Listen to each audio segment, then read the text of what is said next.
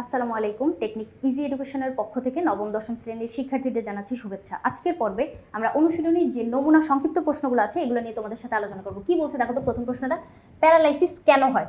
Paralysis ওয়ার্ডটা তোমরা সবাই সচরাচর শুনে থাকবে। এক্ষেত্রে কি হয়, আমাদের ঐচ্ছিক যে পেশিগুলা এগুলো আমরা নিজের ইচ্ছা মতো নড়াচড়া করতে পারি না। ঐচ্ছিক পেশি হচ্ছে মেনলি ওই পেশিগুলা যেগুলো প্রায় নিজের ইচ্ছায় সংকুচিত প্রসারিত করতে পারে।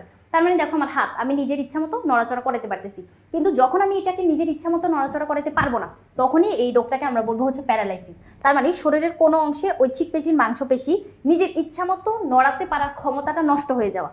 এখন প্যারালাইসিস কেন হয় এটা আমাদেরকে জিজ্ঞেস করছে। এটা সাধারণত স্ট্রোকের কারণে হয়। এখন স্ট্রোক হচ্ছে তোমার ব্রেইনে যখন ব্রেইনই মূলত এটাকে নিয়ন্ত্রণ করতেছে। তোমার মনে হতে পারে যে আমি যেহেতু হাতটা নাড়াতে পারতেছি না, হাতে কি কোনো অসুবিধা হইলো, বা আমি বডির এই পার্টটা নাড়াতে পারতেছি না, এই পার্টে কি কোনো অসুবিধা হলো? আসলে না, আসলে সমস্যাটা হয় হচ্ছে আমাদের ব্রেইন বা আমাদের যে সুষুম্নাকাণ্ডটা ওই জায়গাটায় যখন সমস্যা হচ্ছে তখন আমরা প্যারালাইসিস রোগটা হইতে দেখি। সেক্ষেত্রে স্ট্রোক কোথায় হয়? স্ট্রোক হয় ব্রেইনে। কিন্তু অনেক সময় আমি এই ভুল কথাটা অনেকজনকে বলতে শুনি, মাঝে মাঝে বলে যে হার্ট স্ট্রোক করছে। হার্টে কিন্তু কখনো স্ট্রোক হয় না, হার্টে হয় অ্যাটাক, ব্রেইনে হয় স্ট্রোক। এখন ব্রেইনে যখন স্ট্রোকটা হচ্ছে বা রক্তক্ষরণ হচ্ছে তখন কি হচ্ছে? প্যারালাইসিসটা হচ্ছে। এখন তুমি যদি কখনো মেরুদণ্ডে আঘাত পাও অথবা ঘাড়ে যদি আঘাত পাও, সেক্ষেত্রে আমরা কি জানি বলতো? আমাদের এই যে মেরুদণ্ডটা, এই মস্তিষ্কের পিছন থেকে শুরু করে মেরুদণ্ডের ভিতর দিয়ে 33টা হাড় একসাথে অবস্থান করে মেরুদণ্ডটা গঠন করতেছে। ওর ভিতর দিয়ে আমাদের সুষুম্নাকাণ্ডটা চলে যায়। এই যে দেখো, মেরুদণ্ডের একটা হাড় আরেকটা হাড় এরকম একটার উপর একটা অবস্থান করতেছে। ওর ভিতরে যে ফোরামেনগুলো থাকে ওই ফোরামেনের ভিতর দিয়ে সুষুম্নাকাণ্ডটা এভাবে করে চলে যাচ্ছে পুরো মেরুদণ্ডের ভিতর দিয়ে। শুরু হয় কোথা থেকে? মস্তিষ্কের পেছন থেকে। তাহলে মেরুদণ্ডে যদি তুমি আঘাতপ্রাপ্ত হও, সেক্ষেত্রে মেরুদণ্ডের হাড় যদি স্থানচ্যুত হয়ে যায়, ভিতরের নার্ভটাও কিন্তু তোমার আঘাতপ্রাপ্ত হইতে পারে, এটা আমরা বলতে পারি। তাহলে মেরুদণ্ড বা ঘাড়ের সুষুম্নাকাণ্ডে আঘাত পেলে বা দুর্ঘটনা জনিত কারণে এই প্যারালাইসিসটা হইতে পারে। স্নায়ু রোগে যদি আক্রান্ত হও এবং সুষুম্নাকাণ্ডে কিংবা কশেরুকা যদি ক্ষয় হয়ে যায়, এই যে কশেরুকাটা এগুলাই হচ্ছে আমাদের মেরুদণ্ডের ছোট ছোট যে হাড়গুলো, হাড় যদি ক্ষয়প্রাপ্ত হয়, সেক্ষেত্রে হাড় আমাদের বাইরের থেকে ভেতরের নাজুক অর্গানগুলোকে প্রোটেকশন দিচ্ছে। তাহলে হাড়ের ভিতর দিয়ে, কশেরুকার ভিতর দিয়ে যখন তোমার সুষুম্নাকাণ্ড যাচ্ছে, সুষুম্নাকাণ্ডও ক্ষতিগ্রস্ত হতে পারে। এরপরে এই যে কারণগুলোর কারণে আমাদের প্যারালাইসিস হতে পারে। সাধারণত মস্তিষ্কের কোনো অংশে ক্ষতির কারণে এই অংশের সংবেদন গ্রহণকারী পেশিগুলোর কার্যকারিতা হারিয়ে ফেলে। একজন আংশিক কিংবা সম্পূর্ণ প্যারালাইসিস হতে পারে। আংশিক কি জন্য বলছে? যদি তোমার ব্রেনের এক সাইড কাজ করা বন্ধ করে দেয়, অনুভূতি গ্রহণ করা বা সেই অনুযায়ী কাজ করা, এগুলো যদি বন্ধ করে দেয়, সেক্ষেত্রে তোমার ডান পাশের যে সেরিব্রাল হেমিস্ফিয়ারটা আছে এটা যদি নষ্ট হয়ে যায়, সেক্ষেত্রে তোমার বাম পাশের বডিটা হচ্ছে প্যারালাইজ হয়ে যাবে। এবং বাম পাশ যদি ক্ষতিগ্রস্ত হয়, সেক্ষেত্রে তোমার ডান পাশের বডিটা প্যারালাইজ হয়ে যাবে। কারণ আমরা জানি যেভাবে ক্রিস ক্রসভাবে সম্পর্কটা স্থাপিত। তাহলে এই যে প্যারালাইসিস কেন হয়, এতগুলো কারণ আমরা জানলাম। এরপরে ডায়াবেটিক্স রোগ নিয়ন্ত্রণে 3D এর ধারণা ব্যাখ্যা করো। 3D কি আর ডায়াবেটিস কি? প্রথমে আমাদেরকে বুঝতে হবে ডায়াবেটিক্স যে রোগটা, এটা হচ্ছে বহুমূত্র, অনেক বেশি পরিমাণে গ্লুকোজের মাত্রা বেড়ে যায়। এই সমস্যাটাই হচ্ছে আমাদের ডায়াবেটিক্স। ডায়াবেটিক্স হইলে আমাদের ইনসুলিন গ্রহণ করা লাগে। ইনসুলিন আমাদের রক্তে গ্লুকোজের পরিমাণটাকে কমায় আনতেছে। এখন এই যে ডায়াবেটিক্সটা, এটা কিন্তু তোমার বংশ পরম্পরায়ও আসতে পারে অথবা পরবর্তীতে খাদ্যাভ্যাসের কারণে হইতে বিভিন্ন কারণে হইতে পারে।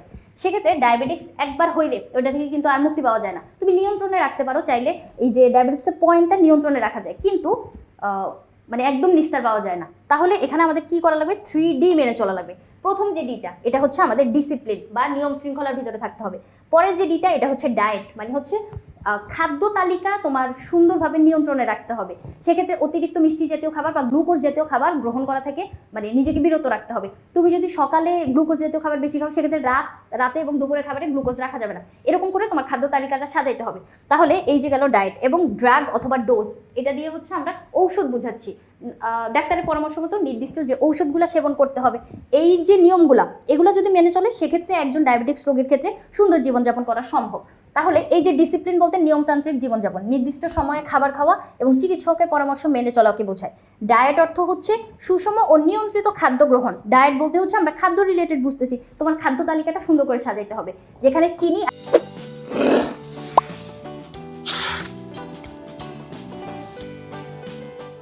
আর চর্বিযুক্ত খাবার একদমই খাওয়া যাবে না। এরপরে ড্রাগ, ঔষধ, ডাক্তার যে ঔষধটা বলতেছে অবশ্যই সেই ঔষধগুলো সেবন করতে হবে। তাহলে এইটা গেল আমাদের 3D। এই 3টা ডি মেনে চললে আমরা ডায়াবেটিক্সের পয়েন্টটাকে নিয়ন্ত্রণের ভিতর রাখতে পারি, কিন্তু একদম নিরাময় কিন্তু সম্ভব না। এরপরে কি বলছে দেখো তো, পিটুইটারিকে কেন মানবদেহের প্রধান হরমোন উৎপাদনকারী গ্রন্থি বলা হয়? পিটুইটারিকে কিন্তু তোমার গুরু গ্রন্থিও বলা হয়। কি জন্য? কারণ এটা সবচেয়ে ছোট কিন্তু কাজ করে সবচেয়ে বেশি। তাহলে এই যে পিটুইটারি গ্রন্থিটা, এটা থেকে যে হরমোনগুলো নিঃসৃত হয়, ওই হরমোন আবার তোমার অন্য গ্রন্থিগুলোকে উদ্দীপ্ত করতে সাহায্য করে, যে আরে তোমরা হরমোন নিঃসরণ করো, হিউম্যান বডিতে এই চেঞ্জেসগুলো ঘটানো লাগবে। তাহলে এই কাজটা কে করতেছে?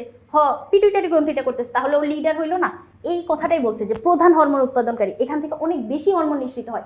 ও সবচেয়ে ছোট, এটা মস্তিষ্কের পিছনে থাকতেছে, সবচেয়ে ছোট গ্রন্থি কিন্তু কাজ করে সবচেয়ে বেশি। কি কি কাজ করে দেখো তো, মানে কি কি হরমোন নিঃসরণ করে দেখো তো। এখান থেকে এই যে দেখো, গোনাডোট্রপিন, সোমাটোট্রপিন, থাইরয়েড উদ্দীপক হরমোন, এটাকে আমরা সংক্ষেপে হচ্ছে THS বলতে পারি, থাইরয়েড স্টিমুলেটিং হরমোন, থাইরয়েড উদ্দীপক হরমোন, অ্যাড্রেনোকার্টিকোট্রপিন ইত্যাদি হরমোন নিঃসরণ করে।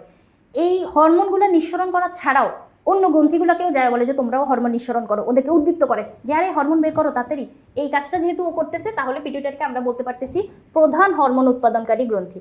এরপরে আসো কি বলছে, সেরিব্রামকে কেন অনুভূতির কেন্দ্র বলা হয়? এখন সেরিব্রাম কোন জায়গাটা? আমাদের মস্তিষ্কের 3টা পার্ট আছে, মধ্য মস্তিষ্ক, অগ্র মস্তিষ্ক, পশ্চাৎ মস্তিষ্ক। এই যে অগ্র মস্তিষ্কটা, এটাকে আবার 3টা ভাগে ভাগ করা যায়, সেরিব্রাম, থ্যালামাস, হাইপোথ্যালামাস। এই যে সেরিব্রামটা, মস্তিষ্ককে আমরা বাইরে থেকে দেখলে কিরকম দেখি বলো তো? ঢেউ খেলানো একটা অংশ দেখি না? এরকম ঢেউ খেলানো অংশ দেখতে পাই না? দেখো তো, এই যে এরকম ঢেউ খেলানো একটা অংশ, এই অংশটাই হচ্ছে মেইনলি আমাদের সেরিব্রামটা। এই যে ঢেউ খেলানো অংশটা, এটা হচ্ছে আমাদের অগ্র মস্তিষ্কের অংশ। ওকে কিন্তু গুরু মস্তিষ্কও বলা হয়। এই যে গুরু মস্তিষ্ক বা তোমার এই যে করটিকার ভিতরে সবচেয়ে বেশি অংশ আমরা এই ঢেউ খেলানোটাই দেখতে পারতেছি। তাহলে এটাই হচ্ছে আমাদের সেরিব্রাম। সেরিব্রামকে গুরু মস্তিষ্কও বলা হয়, এটা মেইনলি অগ্র মস্তিষ্কের একটা পার্ট। সেরিব্রাম প্রত্যেক অঙ্গ থেকে স্নায়ুতাড়না গ্রহণ করে এবং প্রত্যেক অঙ্গে স্নায়ুতাড়না প্রেরণ করে। এই যে স্নায়ুতাড়না প্রেরণ এবং মানে সিদ্ধান্তটা পৌঁছানো, গ্রহণ করা এবং প্রেরণ করা, এই মেইন কাজটাই করতেছে হচ্ছে আমাদের সেরিব্রাম। এজন্য ওকে অনুভূতির উচ্চতর কেন্দ্র বলা হয়। তাহলে এই যে দেখো, দেহ সঞ্চালন তথা প্রত্যেক কাজ অনুভূতির কেন্দ্র হলো সেরিব্রাম। সেরিব্রাম আমাদের চিন্তা, চেতনা, জ্ঞান, স্মৃতি, ইচ্ছা, বাকশক্তি, ঐচ্ছিক পেশির কার্যকলাপ নিয়ন্ত্রণ করতেছে। তাহলে এই সব কিছু আমাদের অনুভূতি দ্বারা নিয়ন্ত্রিত হয় না? ধরো তোমার হাতে কোনো একটা উষ্ণ অনুভূত হচ্ছে, সেক্ষেত্রে মানে গরম লাগতেছে, এখন তুমি হাতটা সরায় ফেলাবা, এটা তোমার অনুভূতি দ্বারা নিয়ন্ত্রিত হইলো। অনুভূতি দ্বারা কি নিয়ন্ত্রিত হলো? আমার এই হাতটা আমি সরায় ফেলাইলাম, তার মানে ঐচ্ছিক পেশির কাজটা আমার অনুভূতি দ্বারা নিয়ন্ত্রিত হইলো, এই যে ঐচ্ছিক পেশির কাজটা। তারপরে আমার কথা বলার শক্তি, আমি ধরো কোনো জায়গায় আমার অনুভূতি হচ্ছে যে এইখানটায় মানে আমার ভালো লাগতেছে না, এরকম কোনো অনুভূতি যদি আমার হয়, সেক্ষেত্রে আমি কথা বলে উঠবো বা এখান থেকে চেঁচায় উঠবো, তাই না? এরকম একটা এই যে কাজগুলা, এই কাজগুলা কিন্তু আমার অনুভূতি দ্বারা নিয়ন্ত্রিত হচ্ছে বা সেরিব্রাম দ্বারা নিয়ন্ত্রিত হচ্ছে। এই জন্য কিন্তু সেরিব্রামকে অনুভূতির কেন্দ্র বলা হয়, উচ্চতর কেন্দ্র বলা হয়। এরপরে দেখো, এই যে অনুভূতিগুলো সংকেত সেরিব্রামে পৌঁছায় এবং সেরিব্রাম তা বিশ্লেষণের মাধ্যমে সঠিক প্রতিক্রিয়া জানাতে আমাদের সাহায্য করে। তাহলে আমরা সেরিব্রামকে অনুভূতির কেন্দ্র বলতেই পারি। এরপরে মাদকাসক্তের ক্ষতিকর প্রভাবগুলা কি কি? মাদকাসক্তের অনেক অনেক ক্ষতিকর দিক আছে। তুমি যখন মাদক গ্রহণ করবা, তখন তোমার শারীরিক মানসিক উভয় ধরনের বৈকল্যই সৃষ্টি হবে। মানসিক বৈকল্য বলতে গেলে তোমার ব্রেইনের যে কোষগুলো বা স্নায়ুতন্ত্রগুলো ক্ষতিগ্রস্ত হয়ে যাবে। স্নায়ুতন্ত্র ক্ষতিগ্রস্ত হইলে আমাদের পুরো বডির যে সমন্বয়টা, এটা নষ্ট হয়ে যাবে। কি বলছে দেখো তো, মাদক ব্যবহারে স্নায়ুতন্ত্রের উপর, এই যে স্নায়ুতন্ত্রের উপর অনেক বড় প্রভাব পড়ে। নেশা বস্তু গ্রহণের কারণে মাদকাসক্ত ব্যক্তির চিন্তা শক্তি ক্রমেই লোপ পায়। এসব ব্যক্তিরা কাজে মনোযোগ হারিয়ে ফেলে এবং সাধারণ জীবনযাপনে ব্যর্থ হয়। তার মানে তোমার ব্রেইন সেলগুলো নষ্ট হয়ে যেতে পারবে, তোমার স্নায়ুতন্ত্র নষ্ট হয়ে যেতে পারে, যার কারণে তোমার দেহের ভিতরে যে সমন্বয়টা, এটা কিন্তু মানে আর থাকতেছে না। এবং শারীরিক যে অসুস্থতা, এটা বলতে গেলে তোমার ভেতরের যে অর্গানগুলো সবগুলো হচ্ছে আস্তে আস্তে ড্যামেজ হয়ে যেতে থাকবে, ওরা ওদের নিজেদের কাজ করতে পারবে না।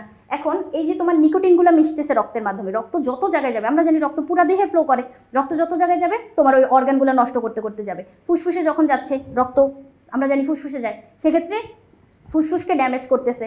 তোমার কিডনিতে যখন যাবে, কিডনিকে ড্যামেজ করতেছে। হার্টে যখন যাচ্ছে, হার্টকে ড্যামেজ করতেছে।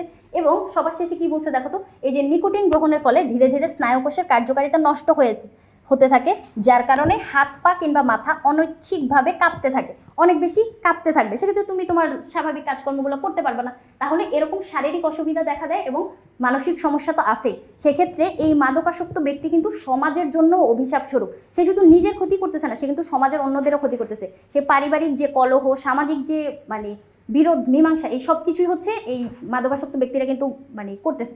এখন মাদক সেবন করার জন্য অবশ্যই তার পরিবার তাকে অর্থ দিবে না, সে তখন চুরি ডাকাতি শুরু করবে, পরিবারে তখন একটা অশান্তি সৃষ্টি হবে।